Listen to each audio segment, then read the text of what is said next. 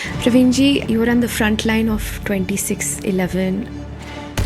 Terror attacks in Mumbai. Currently, a hostage drama is on with 2 to 3 terrorists holed up. ताज में सबसे पहले entry मैंने 10 कदम तक मैं गया हूँ अंदर, और उसके बाद पूरा डिजास्टर जो हमने देखा, अनबिलीवेबल। पूरा लॉबी के अंदर खून ही खून। तो मैंने क्या किया, ग्रेनेड निकाला और मैंने उनकी तरफ लॉब कर दिया। फिर मैंने 10 तक काउंटिंग की। हमने कहा फटा नहीं। अगर वो ग्रेनेड फट जाता तो एनएसजी की ज़रूरत ही नहीं रहती ताज में। चारों टेररिस्ट उसी जगह पर थे। जब आर्मरी पहुंचे तो पता चला कि जो मार्कोस के लिए हमारे लिए यूज़ होती है बुलेट प्रूफ जैकेट, वो है ही नहीं।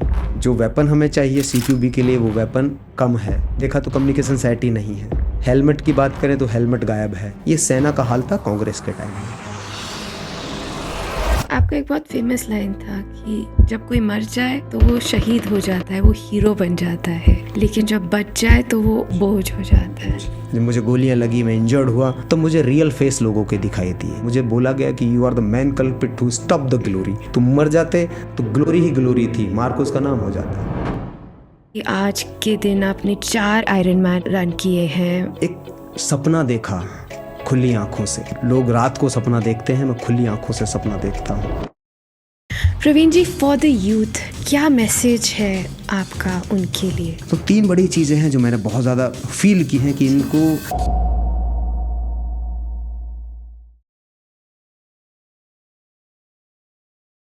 आपके लिए जो आपकी मार्कोस की पूरी ट्रेनिंग हुई है, सबसे ज़्यादा कौन सा एक मेमोरेबल इंसिडेंट है जिसे आप सबसे ज़्यादा सीखे हो एंड यू लाइक, अब ये तो ज़िंदगी भर याद रहेगा? तो हम कश्मीर में थे और हम लेक में, वुलर लेक में अपना पेट्रोलिंग कर रहे थे रात में। और हम लोग जा रहे हैं, हमें जो थर्मल इमेजिंग हम लगा के रखते हैं ऊपर, तो वहाँ से हमें इंफॉर्मेशन आई कि 3 से 4 लोग बोट में बैठ के जा रहे हैं, क्रॉस कर रहे हैं लेक को। तो हमने उनसे लोकेशंस पूछा, किस लोकेशंस पे, तो उन्होंने लोकेशन क्लियर हो गई। तो हम जा रहे हैं, जा रहे हैं, जा रहे हैं, जा रहे हैं। तो बस हम लोग उनसे 10 से 15 मीटर ही दूर हैं। हमारा वेपन ऑलरेडी कॉक है, ट्रिगर पे सभी के उंगलियां हैं।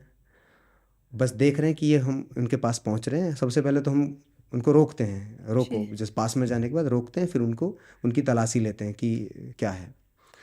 तो हो सकता है वो टेररिस्ट हों, फायर ओपन कर दें, कुछ भी कर दें।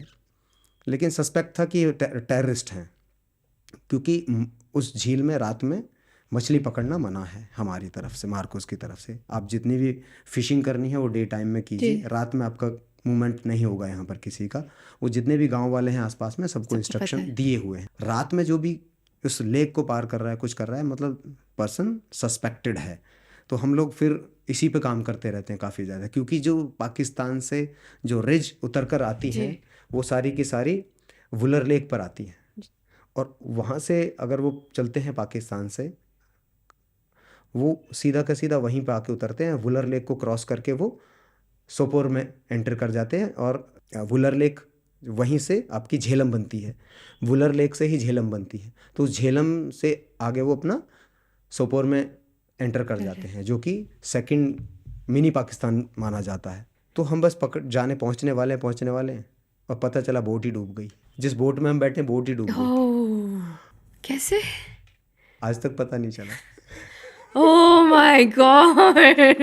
इतना ठंडा ठंडा पानी, oh my full God! Equipped है, हेलमेट लगा हुआ है, जैकेट पहनी हुई है, एंड कंप्लीटली कंप्लीट पैक हम लोग। पता ही नहीं चला, फ्रिक्शन ऑफ सेकंड के अंदर बोट डूब गई। वाओ! अब सभी फ्लोट है। अब सबको स्विमिंग आती है, फ्लोटिंग आती है, सारे मार्कोस हैं, सब तैर रहे हैं। अब वेपन भी सब कुछ लेके तैर रहे हैं, इधर ही तैर ओह रहे माय गॉड! हैं। तो कम्युनिकेशन करके फिर बताया कि कि हमारी बोट डूब बोट, हमारी गई। बोट डूब गई है, फटाफट दूसरा रिसोर्स भेजो, दूसरी बोट भेजो। तब तक हम किनारे पे लगते, फिर तैर कर हम लोग किनारे तक गए। लवली। किनारे तक सभी किनारे पर लगे, और फिर जाके हम जब बोट आई, फिर हमको बोट ने हमें रेस्क्यू किया। फिर हम अपने आप को ही ढूंढ रहे, इतना ठंडा ठंडा पानी एकदम जैसे लग जाए सो आई फ्रीज हो थिंक जाए सो पूरा। बेसिकली मार्कोस को भी कभी कभी रेस्क्यू रेस करना रेस पड़ता है। तो आज तक ये पता नहीं चला कि बोट डूबी कैसे, बोट डूबी कैसे? कुछ नहीं पता आज तक। वाओ। वो मिलिट्री, जो मिलिट्री की बोट होती थी वो, जी। तो उसका हमें आज तक यही पता नहीं चला कि वो डूबी कैसे। फिर हमने उस बोट को निकाला पानी में जाके, पूरा निकाल के फिर ऊपर लाए कि कोई होल होगा, कुछ होगा, कुछ नहीं मिला हमको। बट वो बेसिकली आपको ट्रेनिंग कर रही थी कि कुछ भी हो सकता है कभी भी। लाइफ इज जी। Life is unexpected. राइट। तो उनकी लाइफ थी उस दिन। कहते हैं ना कि हर किसी की एक लाइफ है। जी। तो जो टेररिस्ट थे, 2 थे, वो 3 थे, उनकी टाइम उनकी उस दिन उनका टाइम था, उस दिन हमारा टाइम नहीं था। और जैसे ही हमने देख रहे हैं ना, वो फटाफट टच किए, शोर को टच किए और सेम टाइम भाग गए। वो पूरा सस्पेक्ट था कि ये टेररिस्ट हैं। Praveen ji, you are on the front line of 26/11। I think एक ऐसा हादसा, आई मीन एक इंडिया है बिफोर 26/11 और एक इंडिया है आफ्टर 26/11। जैसे हम रहते हैं, सोचते हैं, आई थिंक सब कुछ चेंज हो गया आफ्टर दिस इंसिडेंट। कैसा था आपके लिए from this perspective of right और रॉन्ग, इंडिया में एक बड़े शहर में, इतने बड़े होटल में बाहर के ये टेररिस्ट घुस आए हैं और खुलेआम वो अ, लोगों को मार रहे हैं और मारे जा रहे हैं with civilians, with the staff. आपका क्या एक्सपीरियंस था ऑफ दैट नाइट? मैं थोड़ा आपको करेक्ट करना चाहूँगा, नॉट सिविलियन जो शब्द है वो मुझे थोड़ा सा सॉरी, अच्छा। Citizens. We all are citizen of our beloved Indian जी। Nation. And in 26/11 how were you a part of it? मतलब आप, यू वर ऑलरेडी देयर, आपको डिप्लॉय किया था, मतलब आपको कैसे इन्फॉर्मेशन आई कि आपको जाना है? We were deployed. Okay. Actually क्या हुआ कि एनएसजी के आने में बहुत टाइम लग रहा था। जी। और महाराष्ट्र के जो होम मिनिस्टर थे आर पाटिल, जी। अभी वो इस दुनिया में नहीं है, तो उन्होंने फिर जो कमांडर इन चीफ होता है हमारा, कमांडिंग इन चीफ है, उसको फिर जो सीएनसी हम लोग बोलते हैं, जी। कमांडिंग इन चीफ है, तो उसको उन्होंने कॉल किया कि हमको मार्कोस चाहिए। ये नॉर्मल आर्मी इसको टेक ओवर कर नहीं नहीं। सकती, नॉर्मल आर्मी इसको न्यूट्रलाइज नहीं कर सकती। We required MARCOS for this operation. हमारी पुलिस फेल हो चुकी है और ये लोग टेररिस्ट हैं। तो फिर उन्होंने मार्कोस की पहली जो 2 टीम थी, वो पहली 2 टीम डिप्लॉय की गई। पहली एक टीम ट्राइडेंट में गई और एक टीम ताज में गई। फिर हमारा नंबर आया, तो मैं नॉर्मल ड्यूटी पे गया रात को 12 बजे से 4 बजे तक जी। नॉर्मल ड्यूटी थी। मैं मुंबई गया था शाम को अपना टिकट करवाने के लिए चर्च गेट पे, जी। क्योंकि 2 दिन बाद मुझे छुट्टी जाना था। और 2 दिन पहले ही मैं डीजीएक्स से, गुजरात में एक एक्सरसाइज चलती है, उससे वापस आया था और 2 दिन बाद मुझे छुट्टी जाना था। तो मैं शाम को 5 और दोपहर में 12 बजे से 4 बजे तक मैंने नॉर्मल ड्यूटी की। फिर वहाँ से फिर मैं मुंबई निकला वारंट लेकर, फिर अपना रिजर्वेशन करवाया। रिजर्वेशन करवा के फिर मैं एक लियोपोल्ड कैफ़े के उसी गली में एक मोबाइल रिचार्ज की दुकान थी, उसमें मैंने मोबाइल रिचार्ज करवाया शाम को करीब 7:30 बजे के आसपास। वहीं फिर रोड क्रॉस करके मैंने गन्ने का जूस पिया, वड़ा पाव खाया और फिर वहीं से नेवी का जो डॉकयार्ड है जी। उसका एक लायन गेट है, जी। तो लायन गेट से फिर मैं वापस अंदर गया और वहाँ से फिर मैं बोट पकड़ के यूनिट में करीब 9 बजे के आसपास में यूनिट में वापस पहुंचा। तो यूनिट में मैच चल रहा था क्रिकेट का, इंडिया जी। वर्सेस इंग्लैंड का। अब जिस बैरक में मैं रह रहा हूँ उस बैरक में टीवी चल रहा है, तो सारे टीवी देखने में, मैच देखने में व्यस्त हैं और मेरी 12 बजे से ड्यूटी है। तो मैंने डिनर किया, डिनर करके मैं छत पे चला गया सोने के लिए। जितने भी लोग थे, जैसे ही ऑपरेशन कॉल हुआ, इमरजेंसी आई, तो जितने भी लोग थे वो सारे के सारे चले गए पहली टीम में। मैं छत पे सो रहा था तो छत पे कोई गया नहीं। जी। तो फिर मैं नीचे आया तो देखा कोई, अंधेरा था पूरा रूम में, लाइट जलाई, अपना ड्रेस पहनी और फिर मैं साइकिल लेके अपनी ड्यूटी पर चला गया 12 बजे। तो जैसे ही मैं पहुंचा वहाँ पर तो टीवी चल रहा है और जो वहाँ पर ऑफिसर ऑफ द डे था वो मेरा, कश्मीर में मेरा बड्डी रहे और कश्मीर में हम लोगों ने साथ में ऑपरेशंस किए थे। तो उन्होंने कहा कि तेवतिया, हमारे पास गोल्डन चांस मिला है आज। जिन आतंकवादियों को हम वुलर लेक में ढूंढ रहे थे, लोलाब घाटी में ढूंढ रहे थे, और अमर अकबर पोस्ट तक जाकर हम लोग उनको ढूंढ रहे थे। और नहीं मिले थे। त्रिमुखा जा रहे थे और बड़ी बड़ी जी। पहाड़ियों पर चढ़कर जंगलों में उनको तलाश रहे थे। वो खुद ताज होटल के अंदर आ गए। We have the golden opportunity कि हम प्रोफेशनल किलर हैं, हम प्रोफेशनल, हमको अपना प्रोफेशन दिखाना है और उनको मारना है, तो we get the golden chance. इससे बेहतर मैं कहूँगा कि चांस हमें मिल ही नहीं सकता। तुम एक काम करो, फटाफट आर्मरी जाओ, अपने वेपन और आर्मर ड्रॉ करो और नेक्स्ट टीम में तुम जा रहे हो। So you got your armor and you are like, let's go. तो जब आर्मरी पहुंचे तो पता चला कि जो मार्कोस के लिए हमारे लिए यूज़ होती है बुलेट प्रूफ जैकेट, वो है ही नहीं। जो वेपन हमें चाहिए CQB के लिए, वो वेपन कम है, उतने वेपन है नहीं। कम्युनिकेशन सेट की देखा तो कम्युनिकेशन सेट ही नहीं है। हेलमेट की बात करें तो हेलमेट गायब है, मतलब है ही नहीं। तो ये जो हाल है पूरा हमारे सेना का, जी ये सेना का हाल था कांग्रेस के टाइम में। जी। तो मैं कहूँगा कि हमारी डिफेंस फोर्सेस या हमारा भारत बिफोर 2014 एंड आफ्टर 2014 हमको काउंट करना चाहिए, ना कि 2008 या फिर हमारा 2001 जहाँ पर हमारा संसद पे हमला हुआ। ये नहीं, हमें काउंट करना चाहिए कि हमारा मोड कब चेंज हुआ, हम कब एग्रेसिव और हम कब सेल्फ डिपेंडेंट हुए, कब हमने ये चीज़ हमने मोल्ड की कि नहीं। हमको एग्रेसिव और डिफेंस दोनों में हमको काम करना है। मोर एग्रेसिव रहेंगे अगर हमारे ऊपर कोई अटैक करेगा, मोर डिफेंसिव रहेंगे जब हमारे ऊपर कुछ आएगा। बट एट दैट पॉइंट आप एक्चुअली आर्मर में पहुंचे हैं एंड आपको इक्विपमेंट ही नहीं अवेलेबल था। एक मार्कोस है, उसको सारे इक्विपमेंट चाहिए होते हैं, जैसा मैंने बताया। जी किसी ऐसी सिचुएशन के लिए तैयार है कि जहाँ पर उसकी जान जा सकती है। उसको नहीं पता कि वो वापस लौटेगा भी या नहीं लौटेगा, ये हमें पता होता है। अगर हम कहीं पे ऑपरेशन करने के लिए जंगल में जा रहे हैं, गोली कहीं से भी आ सकती है। किसी बिल्डिंग में अगर हम इंटरवेंशन कर रहे हैं तो गोली कहीं से भी आ सकती है। किसी को नहीं पता कि वहाँ पर किसकी मौत है, क्योंकि सामने वाला एडवांटेज पर है जी और आप हमेशा डिसएडवांटेज आपके पास में है। क्यों? कि आप एंटर कर रहे हो वो पहले से ही है, आप जंगल में एंट्री कर रहे हो वो पहले से ही है, आप गांव में एंट्री कर रहे हो वो बंदा पहले से ही है। एंड उसके पास ही has nothing to lose, right. वो तो मरने आया, मारने आया है, आप बचाने आए हो। आपको उसको भी मारना है लेकिन अपने को भी बचाना है, लोगों को भी बचाना है। यहाँ पर मार्कोस का मैं बात करूँ कि अगर हम कहीं पर ऑपरेट कर रहे हैं, जंगल में जा रहे हैं, कश्मीर में ऑपरेट कर रहे हैं, तो हमारे पास में सिर्फ एक ही मोड है, मारना है। हमको किसी को बचाना नहीं है। यहाँ पर था कि हमको बचाना है तब मारना है। हमारे जो सिटीजन्स हैं और जो फॉरेन गेस्ट वहाँ पर फंसे हुए हैं, मैन उनकी लाइफ है। टेररिस्ट को तो हम कभी मार लेंगे, जी हमारे लिए टेररिस्ट बहुत बड़ी बात नहीं है। हमारे लिए अपने सिटीजन, उनकी जान हमारे लिए ज़्यादा कीमती है, हमसे ज़्यादा कीमती है उनकी जान।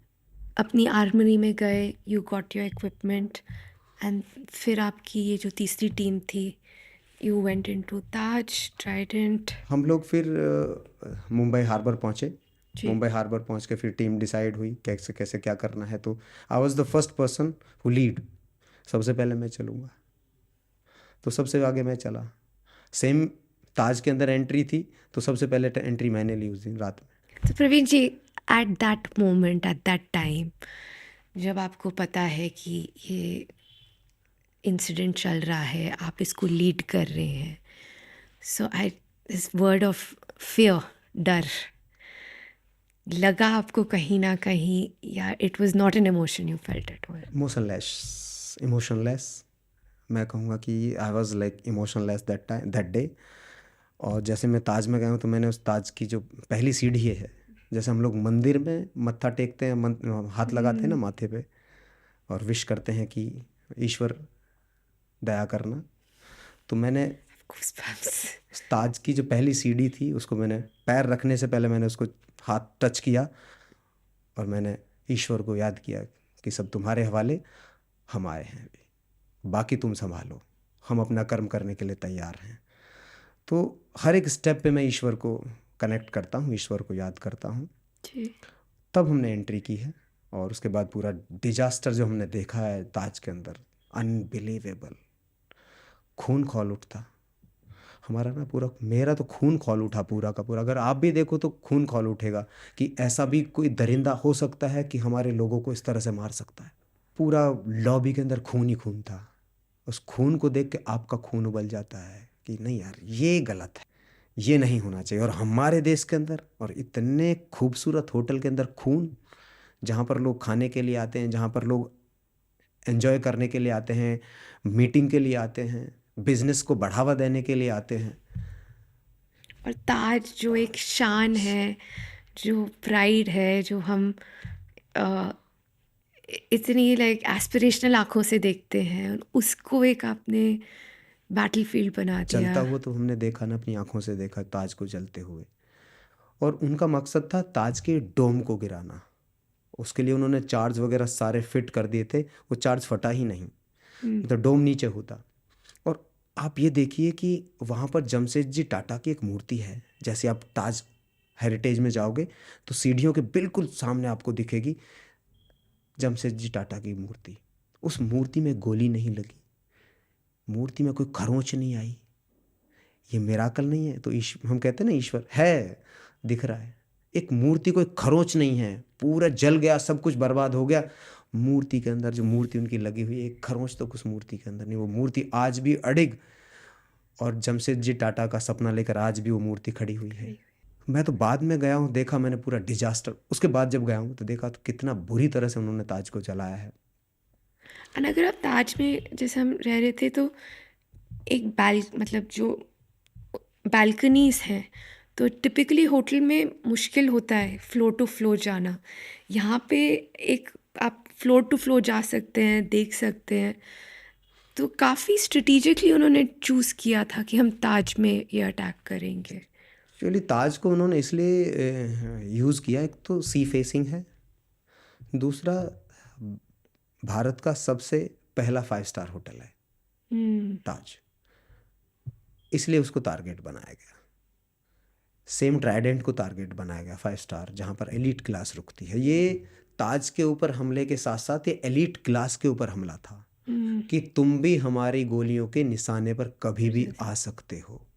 जी। एक टेररिस्ट ग्रुप ये धमकी भारत के एलीट क्लास को दे रहा था, भारत की सरकार को चुनौती दे रहा था कि तुम भी हमारे निशाने पर हो, तुम्हारी एलीट क्लास हमारे निशाने पर है, तुम्हारे ब्यूरोक्रेट्स हमारे निशाने पर हैं, तुम्हारे एमपी एमएलए हमारे निशाने पर हैं, हम कभी भी उनको मार सकते हैं। ये सीधा का सीधा चैलेंज था उनका। तो जब ये 26/11 में आपके ऊपर भी गोलियां लगी, can you describe that for me? जब हम सेकंड फ्लोर पर रेस्क्यू करते हुए पहुंचे थे, तो मैंने देखा कि एक कांच का और आधा लकड़ी का दरवाज़ा है। तो हम वहाँ तक अप्रोच किए, हम गए तो मैंने देखा कि कुछ अफ्रीकन, एक दो अमेरिकन उधर की तरफ से आ रहे हैं, यूरोपियन। तो मैंने नॉक किया दरवाजे को और मैंने उनको अपना आई कार्ड शो किया कि मैं यहाँ पर रेस्क्यू के लिए हम लोग आए हैं आपके। तो उन्होंने दरवाज़ा खोलने की कोशिश की, लेकिन दरवाज़ा उनसे खुला नहीं, वो ऊपर से लॉक किया हुआ था दरवाज़ा। तो फिर वो अंदर की तरफ चले गए। तो टीम कमांडर जो मेरे साथ में थे, उन्होंने कहा कि ये सेफ़ है, इनको यहीं रहने दो। एक और पीछे एक दरवाज़ा है, वो खुला हुआ है, एक बार उसमें एंट्री मार कर देखते हैं, वो हॉल है, चेक करते हैं उसमें कुछ है तो जैसे ही मैंने एंट्री की तो उन्होंने बोला रुको, हम लोग 4 ही लोग हैं और 4 लोगों को लेकर आता हूँ, हम हाफ प्रहार हैं, पूरा प्रहार आएगा तब हम एंट्री करेंगे। तो मैं रुक गया वहीं पे दरवाजे पे। मेरे साथ 2 और मेरे जी। कमांडो थे साथ में, कलीग कमांडो थे, कॉमरेड्स। तो हम लोग वहीं पे रुक गए। फिर वो जैसे ही वो 4 और कमांडो को लेकर आए तो उन्होंने मेरे कंधे पे टैप किया कि एंट्री करो। तो फिर मैंने उस और रूम अगेन के, you were the first I was the person. First. मैंने बोला ना, ताज में सबसे पहले मैंने, और उस रात जी, में एंट्री मैंने जी, पहले की थी, जी, जब मैंने जी, ईश्वर को याद किया कि जी, we are here to serve, we are here to serve the society, we are here to serve our citizens. जी। तो फिर जब मैंने एंट्री की तो 10 कदम तक मैं गया हूँ अंदर। तो मैं अपने लेफ़्ट जो हैंड है उससे मैं दीवार मेरे हाथ टच हो रही थी थोड़ी, तो मैंने पीछे, ताज के सिक्योरिटी मैनेजर साथ में थे पीछे हमारे, तो मैंने उनसे पूछा आगे जाते हुए कि स्विच किधर है, पूरा अंधेरा था अंदर। तो उन्होंने कहा कि आगे ही होंगे। तो ठीक है भाई, आगे चलते रहे। तो 10 कदम जैसे ही पहुँचे तो सेम टाइम मुझे अपने राइट साइड से 2 AK-47 के सेफ्टी कैच की आवाज़ मुझे सुनाई दी। सेफ्टी कैच होता है। जी। जैसे ही मुझे आवाज़ सुनाई दी, मैं वहीं पे सीज़ हो गया। सीज़ होने के बाद जिधर से मेरी तरफ साउंड आया था, मैंने वेपन उधर की तरफ कर दिया, ट्रिगर पे उंगली रख दी और वेट कर रहा हूँ कोई मूवमेंट मुझे दिखाई दे। अब रोशनी से मैं अंधेरे में आया हूँ, तो मैं सेटल डाउन होने में थोड़ा सा मुझे टाइम जी। लग रहा है। जी। सैचुरेशन के लिए थोड़ा सा टाइम चाहिए। तब तक क्या हुआ कि उधर से मुझे फ्लैश दिखाई दिया, तो मैं समझ गया कि फायर हो चुका है, तो मैंने भी ट्रिगर दबा दिया। तो जैसे ही ट्रिगर दबा है, उसके बाद मुझे पता नहीं क्या हुआ। तो जब गरम गरम खून और जलन मुझे फील हुई, तो मैंने अपने आप को फर्श पे लेटे हुए पाया। वाह। तो थैंक यू बोला भगवान को कि हेडशॉट था, बच गया। और उस जलन बहुत ज़्यादा हो रही थी, तो वो पूरा कारपेट के मैंने हाथों को गाड़ दिया मैंने पूरा। फिर देखा मैंने बड्डी कहाँ है, टीम कमांडर ही मेरे बड्डी थे। तो देखा कि मैं अकेला ही हूँ, टीम कमांडर रूम के बाहर जा चुके हैं। अब सारा कुछ मुझे ही संभालना है, जो भी कुछ करना मुझे ही करना है। कम्युनिकेशन सेट मेरे पास नहीं, हेलमेट मेरे पास नहीं, जो जैकेट पहनी है वो वो बुलेट है। AK-47 की गोली रोक नहीं सकती। तो बचा क्या? अब अपने आप को एडजस्ट करना, कहाँ पर मैं कवर लूँ। तो फिर मैंने क्या किया, उसी पेन में मैंने ढूंढा कि मैं कहाँ पर सेफ अपने आप को कवर दे सकता हूँ। तो मैंने देखा कि दीवार के और सोफे के बीच में थोड़ी जगह है, थोड़ा दूर।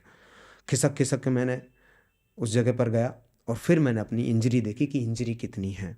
तो पाया कि पूरा मांस का लोथड़ा पूरा लटका हुआ है इधर, और हाथों में पूरा खून लग गया, तो ब्लीडिंग चल रही थी।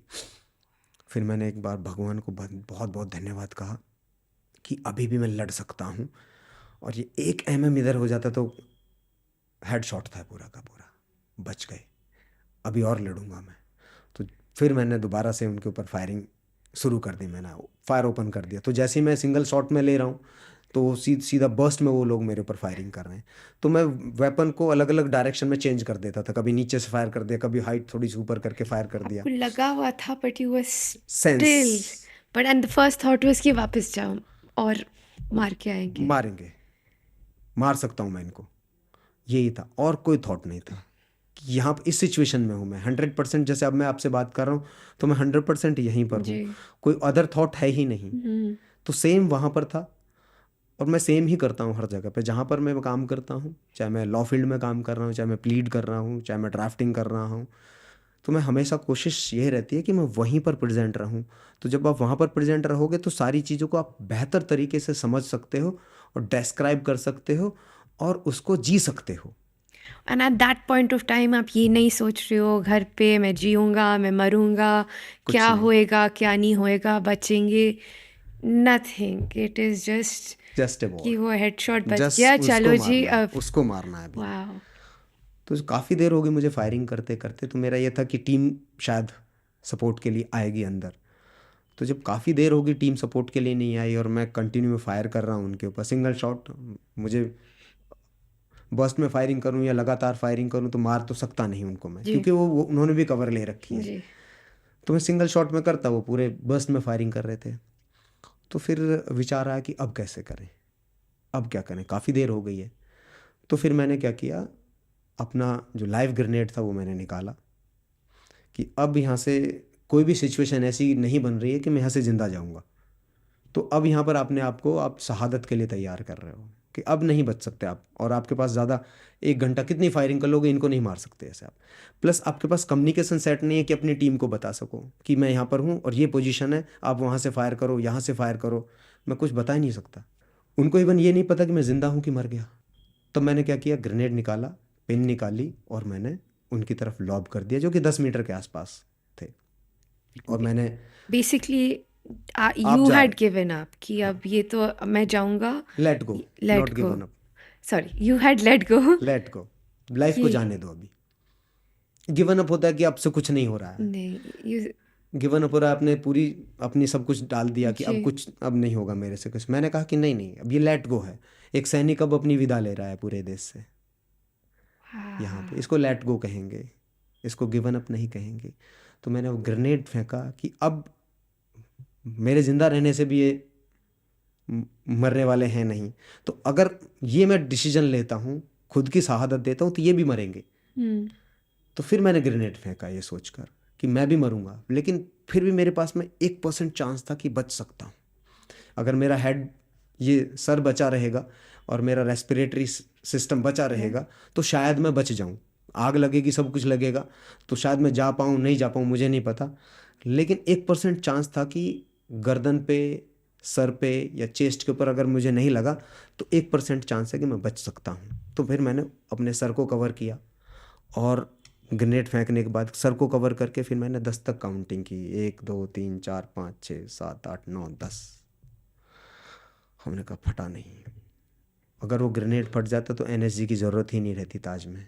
चारों टेररिस्ट उसी जगह पर थे, दो नहीं थे, वो चारों उसी जगह पर थे। और जो बराबर वाला रूम था उसमें 185 गेस्ट थे, इंक्लूडिंग 4 मेंबर ऑफ पार्लियामेंट और आज देश के सबसे बड़े उद्योगपति, सबसे ज़्यादा धनाढ्य व्यक्ति गौतम अडानी अपने मित्र के साथ में बराबर वाले चैम्बर हॉल में थे। अगर वो ग्रेनेड फट जाता, मैं भी जाता और वो भी। लेकिन मैं कहूँगा कि ईश्वर को ये मंजूर नहीं था। उसने कहा कि नहीं नहीं रुको, वो ग्रेनेड फटा नहीं। बहुत गुस्सा आया उन लोगों के ऊपर जो लोग ये इक्विपमेंट बनाते हैं कि आज एक सैनिक के साथ में धोखा हुआ है। ये देश के साथ धोखा है, एक सैनिक के साथ ही नहीं, ये देश के साथ धोखा है। लेकिन और विचार क्या करता, फिर मैं गुस्सा, बस सोच रहा हूँ क्या क्या करूँ। फिर मैंने दोबारा फायर ओपन कर दिया। तब तक क्या हुआ, हमारी टीम ने अंदर टीयर गैस का एक सेल डाल दिया, ये सोचकर कि तेवतिया अंदर मर चुका है, तेवतिया शहीद हो गया है।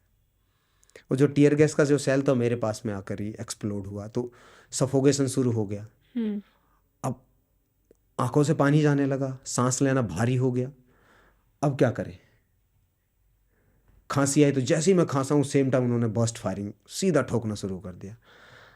तो पहले तो 1% चांस भी था, अब 1% भी चांस नहीं बचा। पहले था कि शायद, अब तो वो भी नहीं बचा।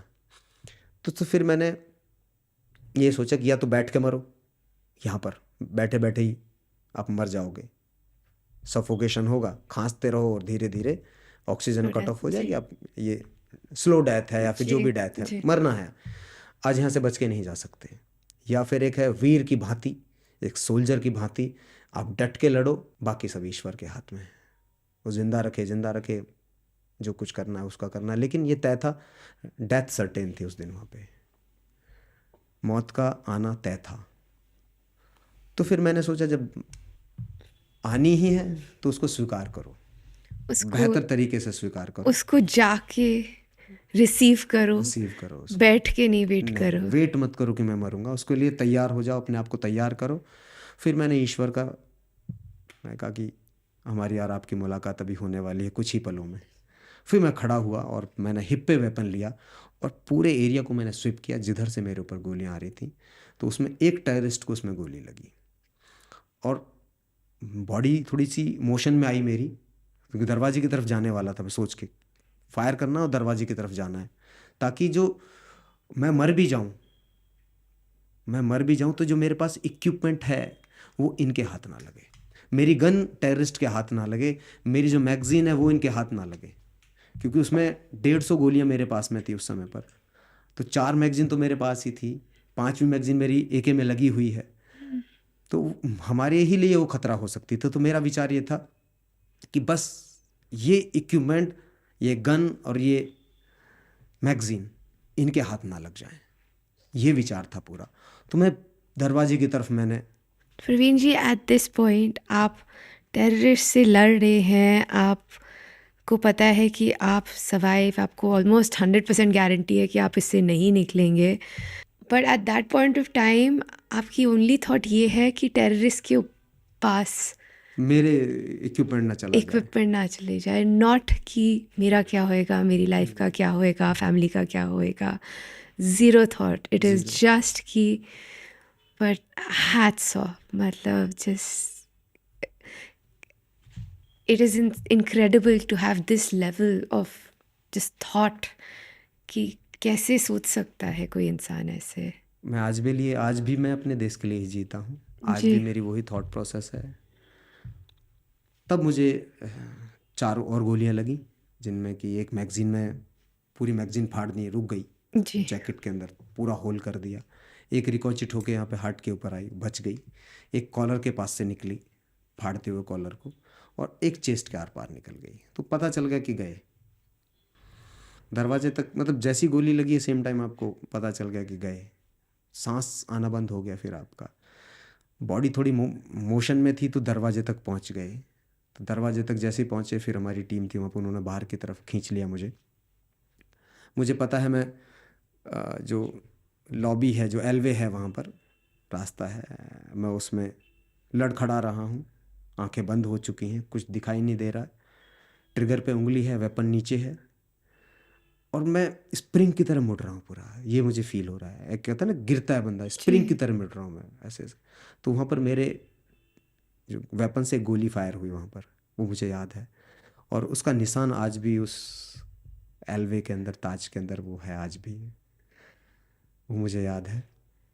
फिर उसके बाद मुझे कुछ याद नहीं। उसके बाद मुझे जब वो लॉबी से, ताज की मेन लॉबी से मुझे बाहर निकाल रहे हैं, तो कैमरे की जो लाइट फ्लैश मेरी आंखों पे लगी, फिर मुझे दोबारा चेतना आई। तो मैंने फिर अपने हाथ में मेरे वेपन था, तो मैंने उसको उठाने की कोशिश की, हाथ उठा ही नहीं पाया मैं। I mean, 4 गोलियां had literally torn through you at this point. और आंखें खोलने की कोशिश की, कुछ नहीं खुला। बोलने की कोशिश कर रहा हूँ, बोल नहीं पा रहा हूँ, सिर्फ उस दर्द को महसूस कर रहा हूँ। तब तक मुझे एम्बुलेंस में डाला है। तो एम्बुलेंस में डालने के बाद मेरे एक कमांडो भाई थे, उन्होंने मुझे कहा, Tewatia deep breath, deep breath. उनको लगा कि सिर्फ हेड शॉट है, पूरा खून तो मेरे मुंह फेस पे ही था। तो तब तक मीडिया में खबर आ गई कि एक कमांडो शहीद, हाथ लटके हुए हैं, कुछ है ही नहीं, बॉडी है बस एक। तो कमांडो शहीद हो गया। तो मेरे जो साथ वाले हैं वो कह रहे, Tewatia deep breath, deep breath, deep breath. सुना ही आ रहा है, सांस लेने की कोशिश कर रहा हूँ, सांस नहीं आ रहा है। ले भी रहा हूँ, खींच रहा हूँ सांस को, तो चला जा रहा है, वापस नहीं आ रहा। तो बॉडी एकदम से ना ऐसे बिल्कुल अनकंफर्टेबल होती चली जा रही है। सुन रहा हूँ क्या हो रहा है, बस कोई रिएक्शन नहीं हो रहा। कोशिश कर रहा हूँ कुछ कहूँ, लेकिन कुछ नहीं कह पा रहा हूँ। तब तक फिर अश्विनी में गए, अश्विनी में डिस्पेंसरी में मुझे लिटाया है। फिर एक मेडिकल असिस्टेंट, एक अलग आवाज़ थी तो मेडिकल असिस्टेंट की थी, तो मुझे वो पूछ रहा है, नाम क्या है, नाम क्या है, नाम क्या है। तो मन में विचार तो चल रहे हैं कि यार ये आदमी पागल तो नहीं है जो पूछ रहा है नाम क्या। नाम से क्या लेना देना, नेम टेली लगी हुई है भाई, नाम किस लिए। तो जब लास्ट था, बिल्कुल अनबियरेबल और अबाउट टू डाई, कि ख़त्म है अब कहानी, यहाँ से कुछ है नहीं, तो मैंने उसको बताया कि तेवतिया मर रहा हूँ मैं यहाँ पर। मुझे उसके बाद मुझे कुछ याद नहीं।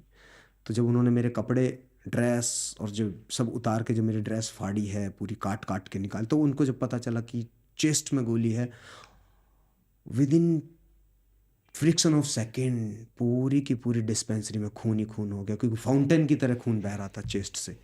पूरा लंग्स पूरा फट गया था, पूरा फाड़ के गोली बाहर निकल गई थी, पूरा लंग्स बाहर फेंक दिया था। और सेम टाइम मुझे ऑपरेशन के लिए लेके गए। बात बड़ी ये थी कि जो ब्लड ग्रुप मेरे आई कार्ड पे लिखा हुआ था, वो ब्लड ग्रुप मेरा था ही नहीं। तो डॉक्टर जिन्होंने मुझे ऑपरेट किया, उन्होंने कहा कि अपना ब्लड ग्रुप ठीक करवाओ, तुम्हारे आई कार्ड पे AB पॉजिटिव लिखा हुआ है और तुम्हारा actual blood group B positive है। Wow. सो आप देखिए कि from the beginning to end, जहाँ पे मुझे ऑपरेट किया जा रहा है, कि कितनी बार मुझे ईश्वर ने मुझे जीवन दान दिया है। Again and again, from again, the fact कि गन नहीं थी, वेस्ट नहीं थी, ग्रेनेड नहीं चली, मतलब इट इज़, जैसे मैंने चालू किया कि कृष्ण जी कहीं ना कहीं उसका की अस्तित्व है, एक अस्तित्व है, कनेक्शन है, जो actually is taking you through this journey. Through this journey. And उसके बाद जब नॉर्मल हुए, तो जो जिन्होंने मुझे ऑपरेट किया, उनका नाम था कोमोडोर बर्नार्ड फैंथम। उन्होंने मुझे अपने ऑफिस में बुलाया, व्हील चेयर पे मैं गया, और उन्होंने मेरे एक्सरे पूरे केबिन में अपने एक्सरे लगाए हुए थे, और वो खड़े हुए और मेरी तरफ हाथ जोड़कर उन्होंने कहा कि प्रवीण जी, आप मेडिकल साइंस के लिए मिराकल हो। मैंने अपनी लाइफ में ऐसा केस आज तक नहीं देखा जिसका लंग्स बर्स्ट हो गया हो, पूरी की पूरी तरह से रिब्स जर्जर हो गई हो, टूट गई हो, चेस्ट के आर पार गोली निकली हो, इतनी हैवी ब्लीडिंग हुई हो, 100 से ज़्यादा स्प्लिंटर अभी भी बॉडी में हो, और बंदा सांस ले रहा है, जिंदा है। You are the miracle for this medical science. तो ये मिराकल मैं कहूँगा कि इजीली नहीं हुआ है, बिना ईश्वरीय सत्ता के, बिना उसके पॉसिबल नहीं है। But Praveenji, coming back to this, I would love to talk about the ताज का स्टाफ। आपने बताया कि सिक्योरिटी मैनेजर थे आपके साथ। अगेन हार्वर्ड में हमने केस स्टडी की थी जिन्होंने बात की थी कि कैसे ताज के स्टाफ ने भी काफ़ी सपोर्ट किया। आपका क्या एक्सपीरियंस था उनके साथ, क्या लर्निंग थी हमारी इन टर्म्स ऑफ कैसे हम अपने वर्क को या अपने कल्चर को कैसे एक्सेप्ट करें? एक्चुअली जो इंडियन कल्चर है, वो जितने भी इनके एम्प्लॉय थे वो सारे के सारे मिडिल क्लास और लोअर क्लास से बिलोंग करते थे, ना कि एलिट क्लास से। और middle class, lower middle class की जो संस्कार हैं वो यही हैं कि अतिथि देवो भव है। वो हमको बताया गया है, वो हमको सिखाया गया है, हमारी हमारी नस नस के अंदर वो है। वही वहाँ तक जिंदा था, वही भाव वहाँ पर जिंदा था कि हमसे पहले हमारे गेस्ट, अगर हमारी जान भी चली जाती है तो वो उसमें जान देने में परवाह नहीं कर रहे थे, और वहाँ पे टिके हुए थे, भागे नहीं थे। एलीट क्लास बिल्कुल अलग बिहेव करती है, बिजनेस क्लास जो रहती है अलग बिहेव है उनके लिए। लेकिन जो लोअर मिडिल क्लास और जो अंडर प्रिविलेज इस देश के अंदर लोग हैं, आप अभी भी इंटीरियर में जाएंगे, गांव क्षेत्र में, देहात में, तो वो आप देखोगे कि एक करोड़पति वो बिहेव नहीं करता जो एक किसान बिहेव कर देगा आपके लिए। जो आपके लिए चीज़ प्रोवाइड कर देगा किसान मजदूर, सेम टाइम आपको प्रोवाइड कर देगा, आपको एक करोड़पति प्रोवाइड नहीं करेगा। सो डिड यू थिंक कि there was a difference in जो एलीट क्लास का बिहेवियर था एंड जो आई थिंक स्टाफ का बिहेवियर था? Was there a sense of entitlement in the संस्कार, एलीट, जो मतलब जो एलीट क्लास था उस रात? डिड यू थिंक कि उनके बिहेवियर में एक फ़र्क था between that and the staff and may be everyone else involved?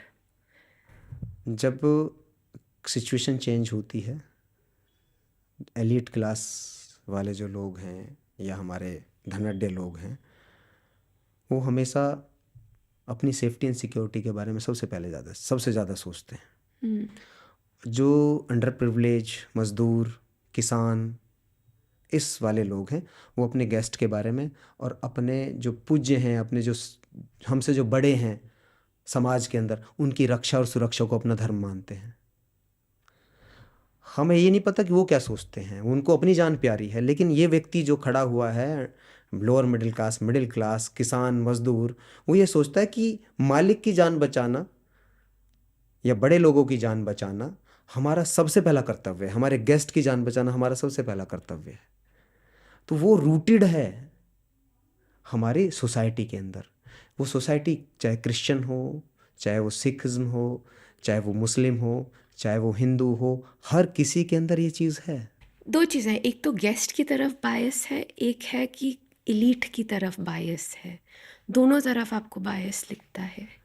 वहाँ पर आप देखोगे तो वहाँ पर उनके लिए वो गेस्ट इम्पोर्टेंट है, उनके जो गेस्ट हैं वो इम्पोर्टेंट है। वहाँ पर वो एलीट नहीं काउंट करते उनको, वो हमेशा गेस्ट काउंट करते हैं ताज के अंदर। उनके लिए चाहे कोई भी आ गया है, चाहे वो अपर मिडिल क्लास का चाय पीने के लिए, खाना खाने के लिए आया हुआ है, या मिडिल क्लास वाला चाय पीने के लिए आया हुआ है, या टॉप बिजनेसमैन आया हुआ है, उन सब के लिए वो एक गेस्ट ही हैं। And जैसे that guest was more more important, important, and more that was the culture और that was the being कि हम अपनी लाइफ दे दें या हम भाग के नहीं जाएंगे इस भागने की सिचुएशन। परंपरा वो वहाँ पर नहीं है हमारे संस्कारों में। जो लोअर मिडिल क्लास आप जाओगे, इंटीरियर आप चले जाइए किसी भी गांव देहात में, किसी भी कम्युनिटी के, आप वही पाओगे जो मैं आज कह रहा हूँ आपसे। जी। वो नहीं भागेगा, टिका रहेगा। उसके गांव का प्रधान, चाहे उसके साथ उसने गलत किया हो, लेकिन जैसे ही विपत्ति आएगी वो प्रधान के साथ खड़ा होगा। ये कल्चरली हमारे यहाँ इनबिल्ट है। Yes. I think the way we are built, जो हमारी सोसाइटी का स्ट्रक्चर है। आप यूरोप में जाइए, सब भाग जाएंगे। अमेरिका जाइए, ज़्यादातर भाग जाएंगे। इंडियन जो है वो नहीं भागेंगे, जो रूटेड हैं, जो संस्कारी हैं, वो नहीं भागेंगे। वो अपनी रेस्पॉन्सिबिलिटी समझेंगे आपको बचाना। इसमें ना I take one more pivot की within the army this concept of brotherhood बहुत ज़्यादा स्ट्रॉन्ग है, कि जिसके साथ आप काम करते हैं, जो सैनिक हैं आपके, बाकी मार्कोस, सो वो टीम नहीं होती, वो फैमिली से भी ज़्यादा बढ़ के होते हैं। कुछ इस बॉन्ड के बारे में बताएंगे कि क्या कितना स्ट्रॉन्ग है ये बॉन्ड, एंड कैसे आप लोग इसको डेवलप करते हैं, मैनेज करते हैं, कितना इम्पोर्टेंट है। मैं यहाँ पर दो विषयों पे बात करूँगा। जब तक आप ठीक हैं तब तक ब्रदरहुड बहुत अच्छा है, जी। और अगर आप गिर जाते हो तो ब्रदरहुड बिल्कुल टूट जाता है। आप रिप्लेसेबल हो फिर वहाँ पर। तो वो चीज़ मैंने वहाँ पर देखी। रियलिटी जो है वो रियलिटी ये है कि जब तक आप फिट हो और जब तक आप ऑपरेट कर रहे हो, साथ में हो, तो आप एक उनके अभिन्न हिस्सा हो आप जी। उनका।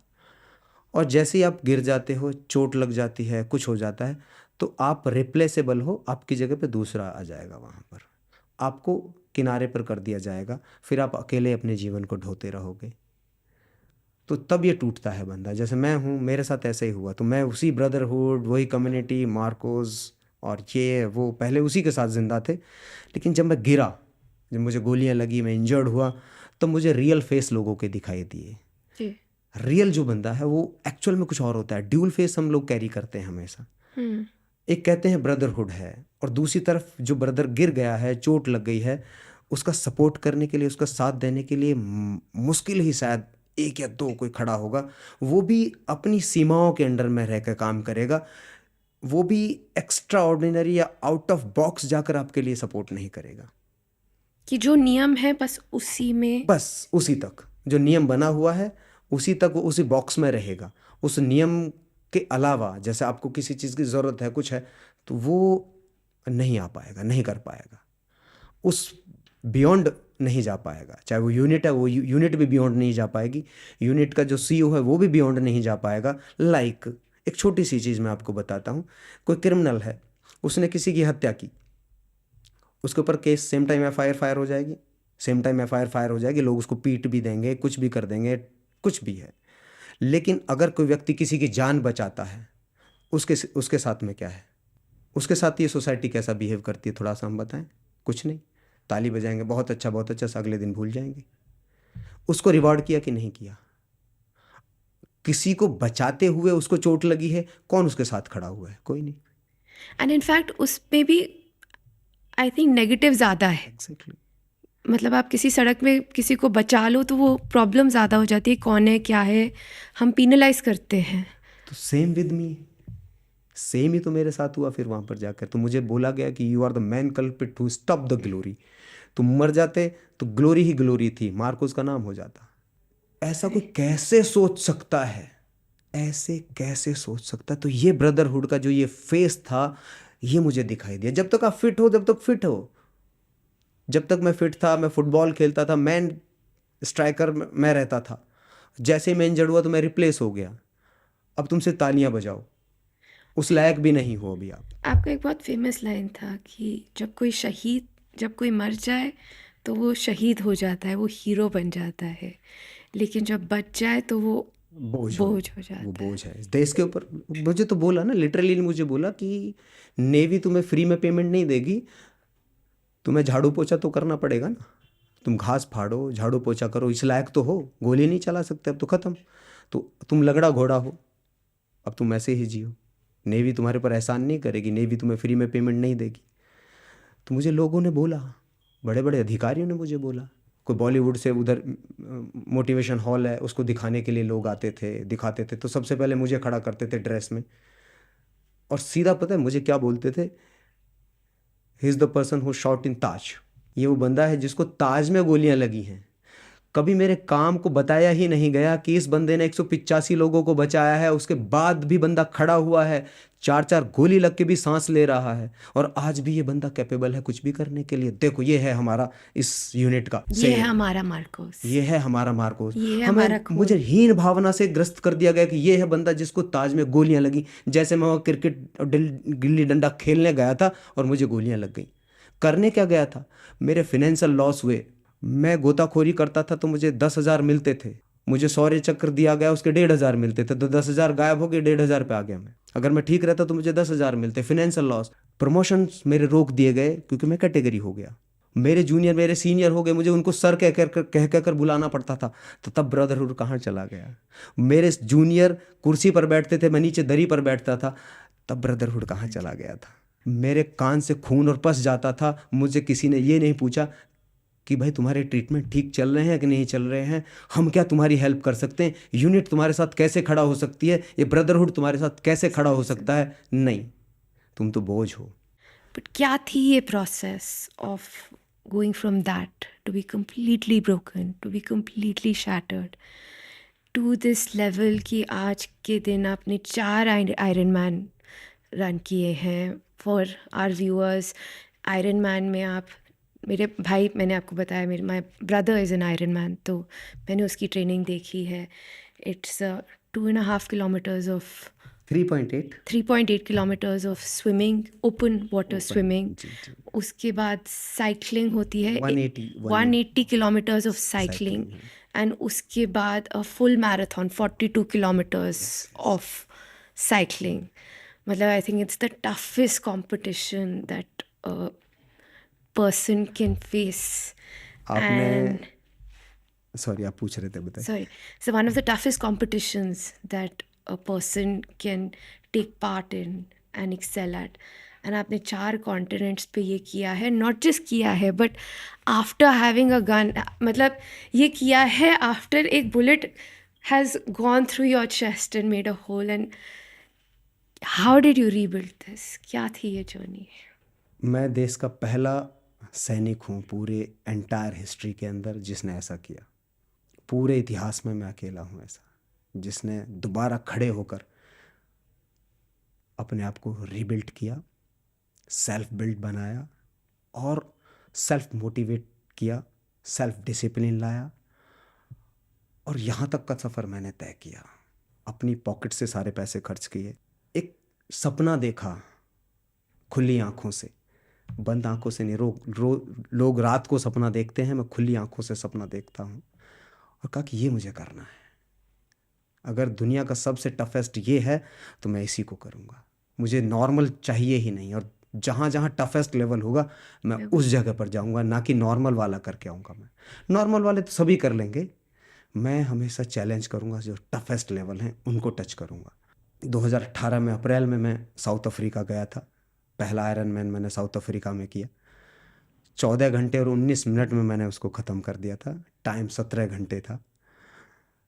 मैं कहूँगा कि इतनी इंजरीज़ के बाद मेरी साइकिल का डीरेलर टूट गया, मैं गिरा, मुझे इंजरी हो गई, मेरा एंकल ट्विस्ट हो गया, घुटना मेरा फूट गया, ब्लीडिंग होती रही। मैं फिर भी सिंगल गियर की साइकिल करवाई, फिर मैंने उसको डीरेलर निकलवा के चैन को ठीक करवाया, और फिर दोबारा अपने आप को रेस में वापसी की। और फिर मैंने इतनी इंजरीज़ के बाद फिर ये ऐसी सिचुएशन क्रिएट हुई कि वहाँ पर आयरन मैन ख़त्म ही होने वाला था मेरा, कर ही नहीं सकते थे। फिर दोबारा खड़ा किया और दोबारा मैंने वहाँ पर मैंने उस आयरन मैन को ख़त्म किया, और मैंने कहा कि yes, if Praveen can do, anybody can do. और आज मैं पूरे देश में 4 आयरन मैन करने वाला अकेला डिफेंस फोर्सेस का पर्सन मैं ही हूँ। एंड एट दिस पॉइंट ये पूरा आपने फाइनेंशियली खुद फंड किया है, बिकॉज आयरन मैन काफ़ी महंगी होती है इन टर्म्स ऑफ कि जूते, cycle, equipment, and despite everything आपको कोई फाइनेंशियल सपोर्ट या वो नहीं मिला। In fact you have taken a hit in a lot of places. मैं वही कहूँगा कि कहाँ गया ब्रदरहुड? जी, कहाँ गए वो सारी चीज़ें जो आप सिर्फ बोलते बोलते हो? कहाँ गए वो दिखाने के लिए? कहाँ पर है वो? दिखाओ तो सही भाई मुझे। सिर्फ बोलने से काम नहीं चलता कि ब्रदरहुड है, वो दिखना चाहिए ग्राउंड पर। मैं आपको एक रियल घटना एक नहीं, मैं 2 रियल घटनाएं आपको अभी की बताने वाला हूँ, लास्ट जी। नवंबर की ही। नवंबर में यहाँ पे एक एयरफोर्स की एक रन थी, निर्मल जीत सिंह सेखौन के नाम से, जो कि परमवीर चक्र थे, उनके नाम से एयरफोर्स ने हाफ मैराथन रन करवाई थी। तो उसमें स्टेज पर किसको आना चाहिए, किसको बुलाया जाना चाहिए? अपने हीरोज़ को बुलाएं, आर्म फोर्सेस के हीरोज़ को बुलाएं, एयरफोर्स अपने हीरोज़ को बुलाए जो उनके हीरो हैं, वही हुआ ना। लेकिन बुलाया किसको उन्होंने बुलाया बॉलीवुड से लोगों को। तो पूरी की पूरी कम्युनिटी है या किसी के बच्चे आए हुए हैं, सब कुछ है वहाँ पर। इतने 10 से 15 हज़ार लोग वहाँ पर इकट्ठा हुए हैं रन करने के लिए। उनका हीरो कौन हुआ फिर? एयरफोर्स वाले हीरो हुए या वो बॉलीवुड वाला हीरो हुआ? कौन हीरो हुआ? तो सारी जो कम्युनिटी है, सारे जो बच्चे हैं, वो किसकी तरफ देख रहे हैं? मैं डिफेंस फोर्सेस का बता रहा हूँ कि आप इतने नीचे गिर चुके हो, आपका अंदर का इंसान, आपके अंदर का वॉरियर इतना गिर चुका है कि वो बॉलीवुड वालों के चरणों की वंदना करने लगा है। आप उनके नीचे नतमस्तक होकर घूम रहे हो भाई। Same happen in Mumbai. Western naval command की हाफ मैराथन थी, उसमें भी मैं था। वहाँ पर भी बॉलीवुड वाले आ रहे हैं और झंडा दिखा रहे हैं, जबकि मैं वेस्टर्न नेवल कमांड को ही सर्व करके आया था। उसी के लिए मैंने गोली खाई थी, उसी के लिए मैंने खून बहाया था, उसी मुंबई में मैंने खून बहाया था भाई।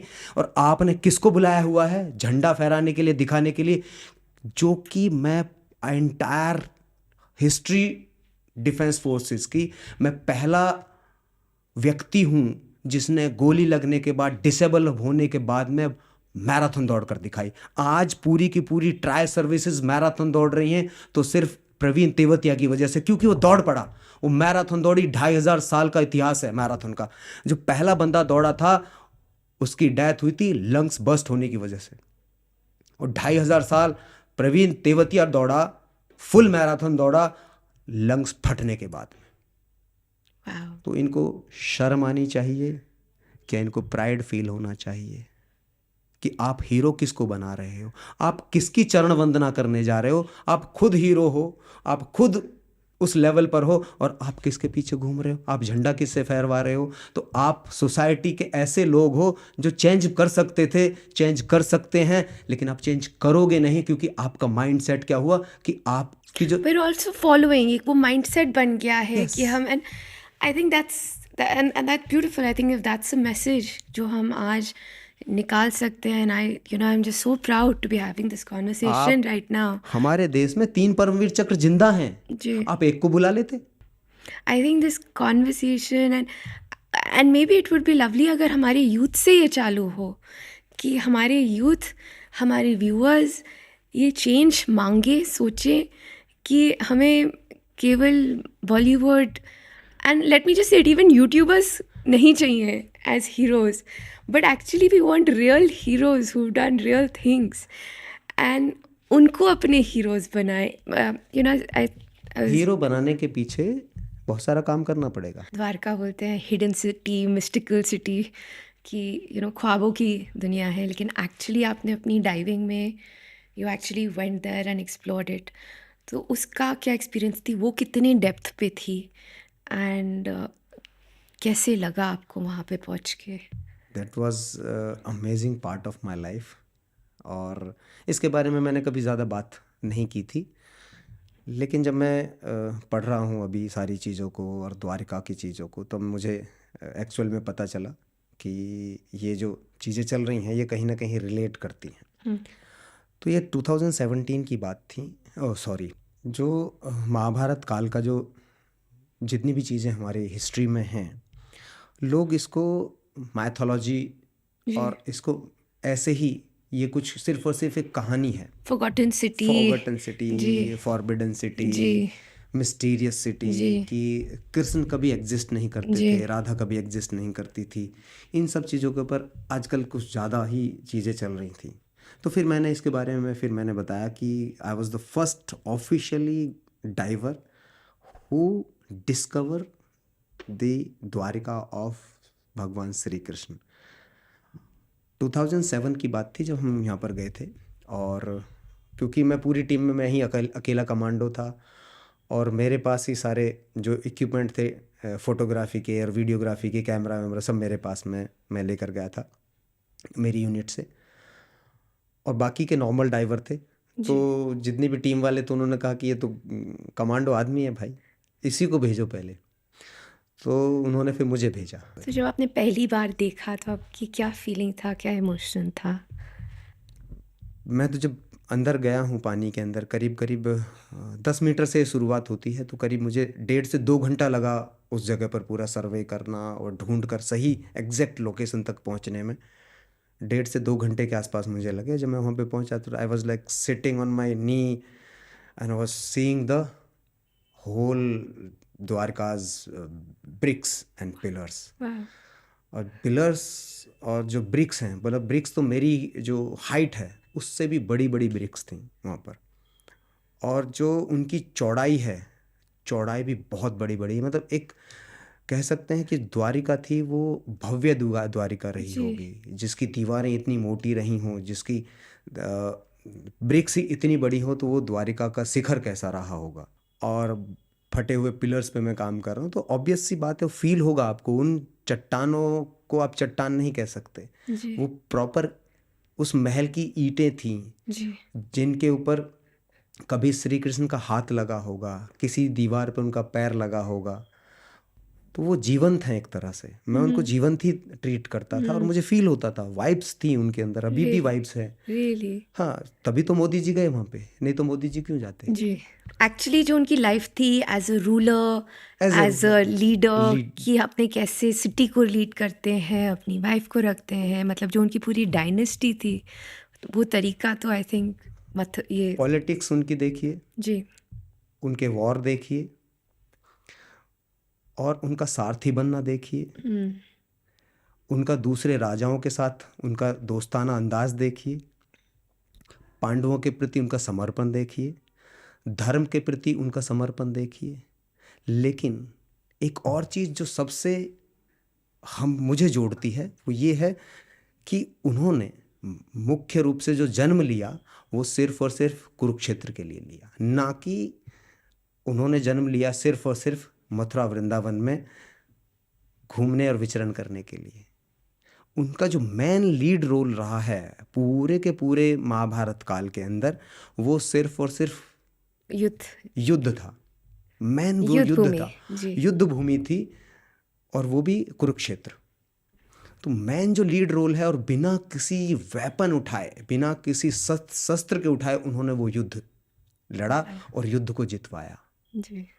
बिना किसी शस्त्र के उन्होंने सिर्फ और सिर्फ अपनी राजनीति, कूटनीति और अपनी चातुर्यता से,